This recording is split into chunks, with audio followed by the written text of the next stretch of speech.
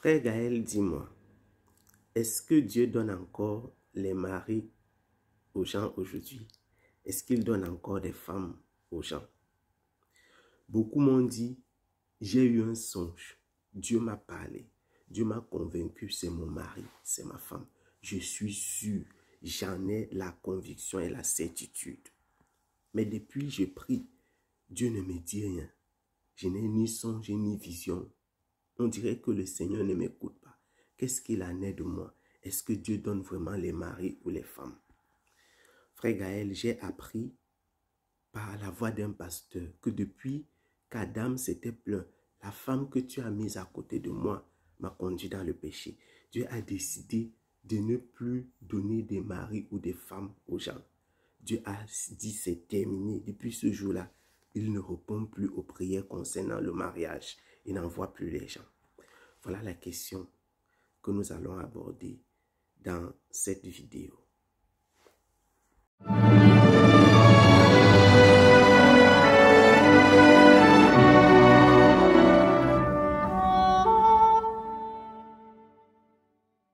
Shalom mes bien-aimés dans le Seigneur, je vous salue dans le saint et le précieux nom de Jésus-Christ. Soyez abondamment bénis, quel que soit le lieu d'où vous suivez cette vidéo. Ce matin, nous allons aborder la question sur le mariage concernant le choix du conjoint, l'attente du conjoint, l'écoute de Dieu par rapport à son conjoint. C'est une période extrêmement importante, c'est une période capitale pour le jeune non marié et capitale même pour le type de mariage qu'il fera. Avant de pouvoir répondre à la question de savoir est-ce que Dieu donne les maris ou les femmes aujourd'hui, je voudrais dire rapidement ceci. Les gens cherchent à avoir un époux ou une épouse qui viennent de Dieu, c'est-à-dire que c'est le Seigneur qui a inspiré, parce qu'ils cherchaient des garanties.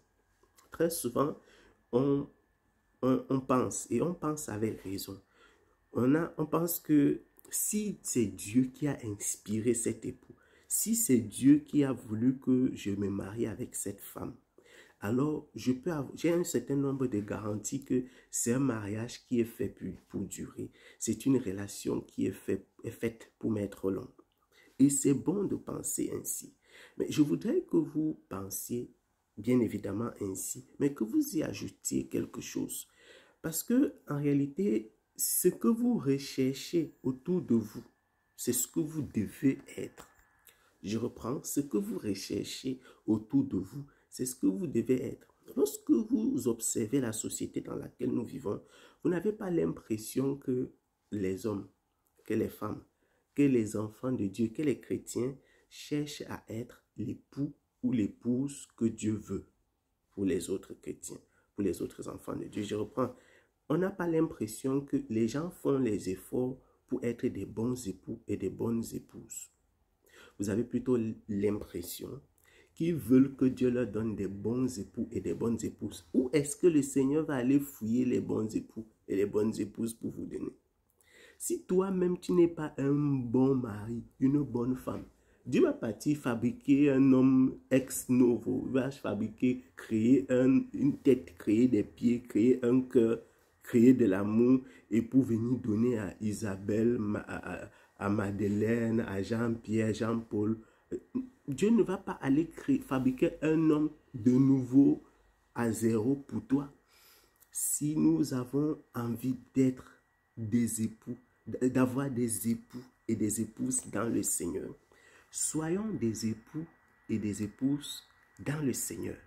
Vous voyez, les critères que vous exigez dans vos prières, là, tous les critères que vous citez dans vos sujets de prière. J'ai entendu qu'il y a des personnes qui notent, je veux un homme minimum 1,65 m.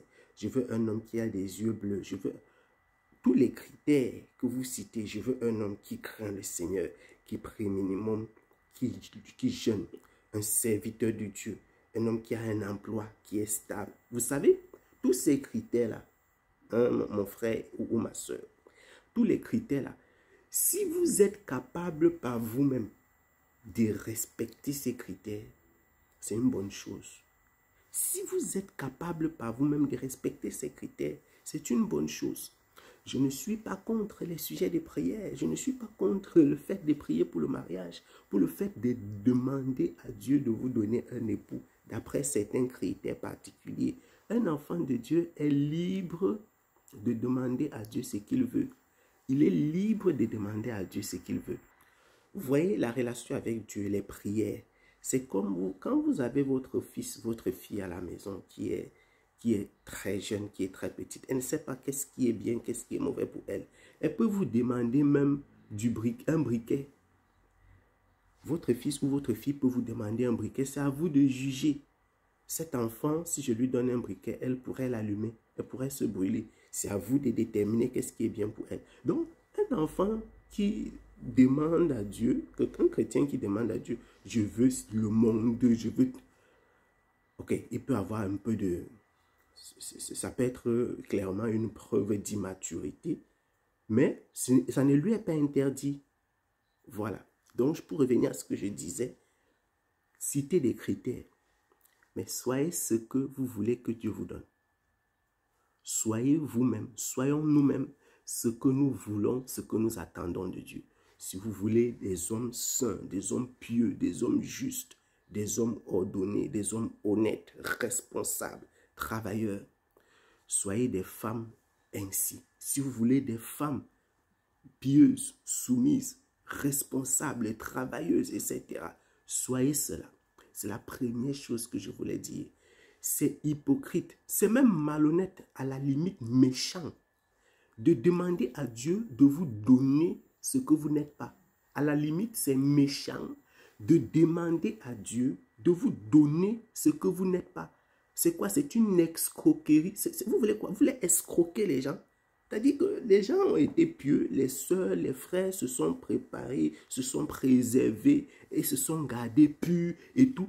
Et vous voulez, vous, qui vous êtes, voilà, et vous avez vécu n'importe comment, vous savez dans votre cœur que vous êtes irresponsable, malhonnête, méchant, et vous voulez que c'est cette personne-là, c'est ces frères, c'est ces sœurs-là, ce sont ces personnes justes, honnêtes, qui se sont gardées dans le Seigneur, qui continuent de l'aimer, que Dieu doit vous donner. Vous ne trouvez pas que ce soit méchant? Alors entre nous, mes frères, mes sœurs, avant de demander à Dieu de vous donner quelque chose, soyez cela. En ce qui concerne le mariage, c'est le conseil que j'avais en ouverture de ce partage. La deuxième chose que je voudrais dire dans ce partage concernant est-ce que Dieu donne les maris ou les femmes, c'est que l'homme est un éternel insatisfait. Et dans ce mot homme, je mets homme avec grand H. L'être humain est un éternel insatisfait. Il est toujours insatisfait. Il n'est jamais rassasié d'une chose en particulier. Il veut toujours un peu. Il y a toujours quelque chose qui lui manque. Nous allons lire quelque chose dans la parole de notre Seigneur Jésus-Christ. Dans le livre de Luc au chapitre 7, à partir du verset 31. Luc au chapitre 7, à partir du verset 31. Nous allons lire. Luc 7, à partir du verset 31, déclare ceci. À qui donc comparerai-je les hommes de cette génération et à qui ressemblent-ils? Ils ressemblent aux enfants assis dans les places publiques et qui, se parlant les uns aux autres, disent: nous avons joué de la flûte et vous n'avez pas dansé. Nous avons chanté des complaintes et vous n'avez pas pleuré.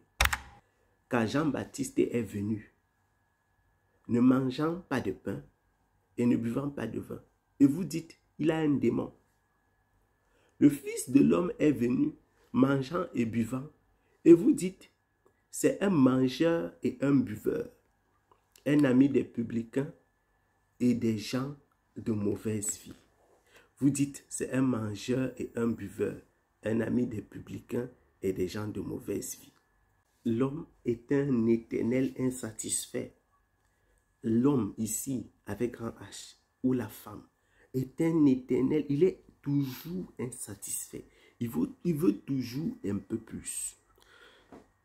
Il faut travailler sur notre caractère, sur ce qui peut nous plaire, sur ce qui peut nous satisfaire. Il faut être conscient que vous êtes des pécheurs, que vous-même, vous n'êtes pas satisfaisant. Vous savez pourquoi les hommes exigeaient ça de Jésus, exigeaient ça des gens? C'est parce qu'ils ne sont pas conscients, ils n'étaient pas conscients de leur nature. À partir du moment où vous vous rendez compte, où nous nous rendons compte que nous sommes des pécheurs, que nous sommes insatisfaisants, que nous sommes injustes, vos attentes, nos attentes par rapport aux autres baissent. Notre tolérance augmente. Notre patience augmente. Les gens disent, je veux que Dieu me donne X, Y et Z. Il y en a qui sont péremptoires, ils sont carrés dans leur sujet de prière. Et ils sont prêts à attendre pendant tout nombre d'années. Et tant qu'ils n'ont pas ce qu'ils ont demandé, ils disent non, je ne suis pas convaincu que c'est mon époux. Je ne suis pas convaincu que c'est ma femme. Parce que je suis sûr que quand je prie, le Seigneur me répond. Quand je demande, le Seigneur va répondre. Je suis convaincu. Non, si Dieu ne m'a pas encore répondu, c'est qu'il y a une raison sûre que ce n'est pas lui.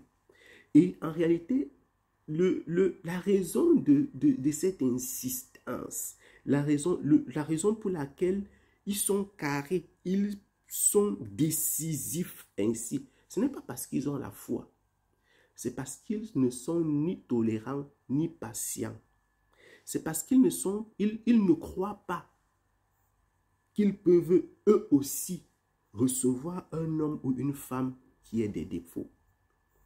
Et si vous ne croyez pas que vous pouvez avoir un époux ou une épouse qui puisse avoir des défauts, c'est parce que dans votre cœur, quelque part, vous vous considérez comme une personne parfaite. Et justement, comme vous n'êtes pas parfaite et que vous recherchez la perfection, vous avez du mal à la trouver parce que cette perfection n'existe pas.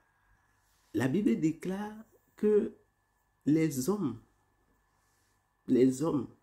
dans ce monde, ils se plaignent pour une chose, ils se plaignent pour une autre.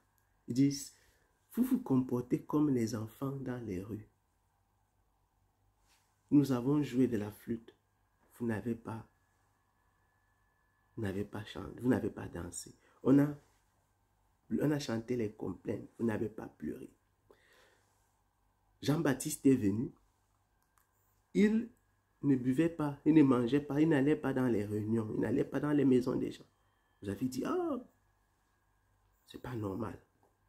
C'est pas normal. Le Fils de l'homme, Jésus-Christ est venu. Il vit avec les gens. Il côtoie les personnes. Il mange, il boit dans leur maison.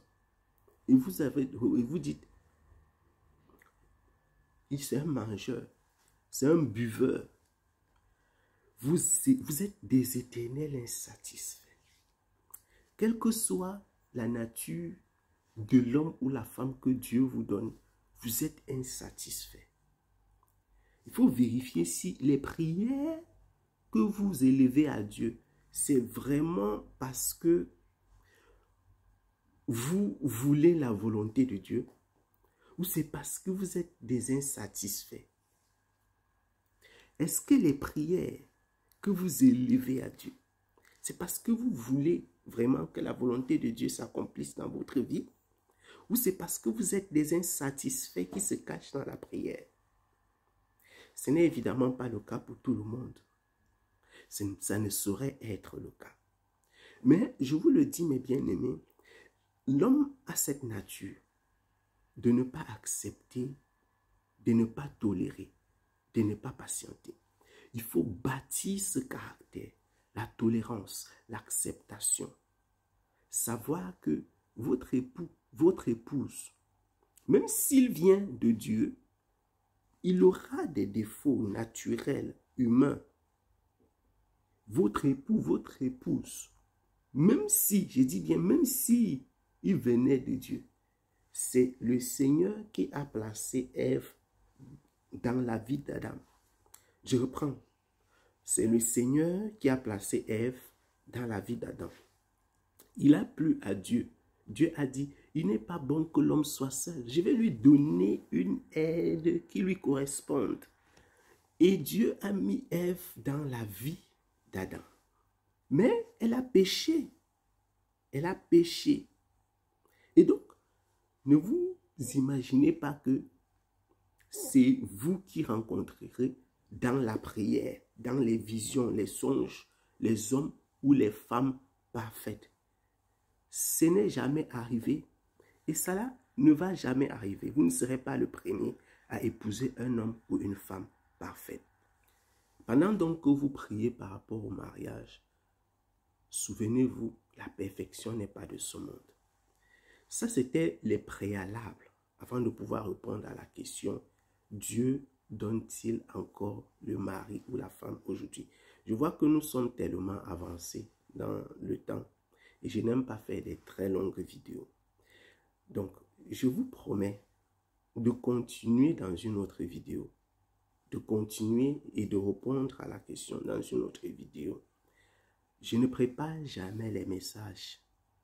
Je ne prépare pas les textes à lire. C'est le Seigneur qui nous inspire. Le Seigneur m'inspire un thème ou alors un frère ou une sœur me pose une question et sur la base de cela, nous préparons un message. Je prépare le texte dans mon cœur avec la direction que le Seigneur me donne, mais le discours est tout à fait fluide selon que le Seigneur conduit. Et donc, il peut arriver qu'il y ait des digressions, il peut arriver que ce soit plus long que ce qu'on pensait. Voilà. Donc, je vous prie d'être patient par rapport à cela. Nous répondrons à la question. Nous répondrons à la question. Est-ce que Dieu donne un époux ou une femme aux hommes dans cette génération? Et si vous voulez être short, court dans la réponse, je vous dirais oui, mais aussi non. J'expliquerai pourquoi c'est oui et c'est non dans la prochaine vidéo. Je ferai l'effort de répondre de façon claire et explicite dans cette vidéo-là. Soyez abondamment bénis, mes bien-aimés. Soyez abondamment bénis. Attachez-vous à Jésus-Christ. C'est le Seigneur des Seigneurs, le Prince de paix.